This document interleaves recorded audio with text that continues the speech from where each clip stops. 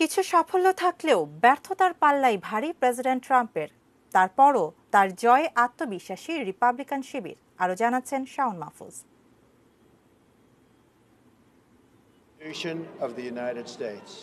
2016 সালে সব জরিপ উল্টে দিয়ে যুক্তরাষ্ট্রের ৪৫তম প্রেসিডেন্ট হয়েছিলেন পুরোদস্তুর ব্যবসায়ী ডোনাল্ড ট্রাম্প।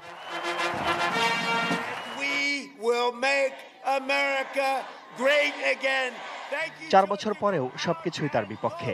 তবুও আত্মবিশ্বাসী ট্রাম্পের আশা তিনিই হবেন মার্কিন মুলুকের ৪৬তম প্রেসিডেন্ট।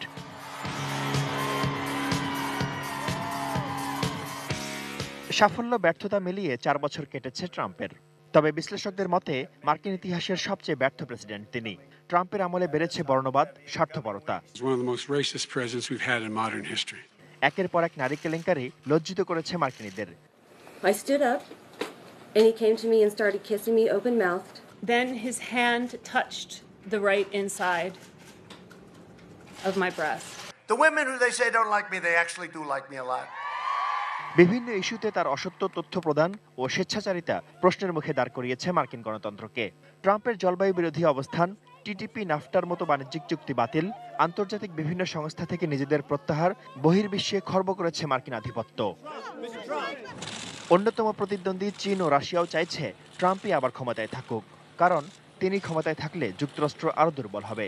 চীনের সঙ্গে বাণিজ্য যুদ্ধে জড়িয়ে কমে গেছে রপ্তানি আয়। সর্বোপরি বিশ্ব রাজনীতিতে অপর দেশের অভ্যন্তরীণ বিষয়ে আগের সরকারগুলোর মতো অতটা মাথাব্যথা ছিল না ট্রাম্পের।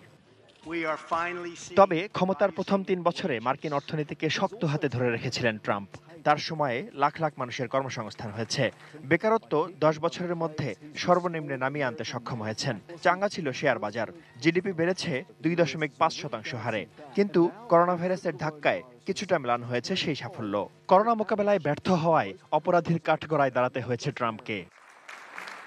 মধ্যপ্রাচ্যে সফল ট্রাম্পের রাজনীতি। জেরুজালেমকে ইসরায়েলের রাজধানী করা, আরব দেশগুলোর সঙ্গে ইসরায়েলের সম্পর্ক প্রতিষ্ঠায় সহযোগিতা, অর্থনৈতিক নিষেধাজ্ঞা দিয়ে ইরানকে পঙ্গু করে দেয়া সহ বিতর্কিত কিছু কাজ করেছেন ট্রাম্প। তবে ইরান আক্রমণ না করা, আফগানিস্তান থেকে সেনা সরানো, তালেবানের সঙ্গে শান্তি আলোচনার উদ্যোগ এবং সিরিয়া ও লিবিয়ার গৃহযুদ্ধের পরিধি আটকে দিয়ে মধ্যপ্রাচ্যের মানুষকে স্বল্প সময়ের জন্য হলেও নিঃশ্বাস নেওয়ার সুযোগ করে দিয়েছেন ট্রাম্প। এত যদি কিন্তু সামলে ট্রাম্প আবার প্রেসিডেন্ট হতে পারবেন কিনা তা সময়ই বলে দেবে।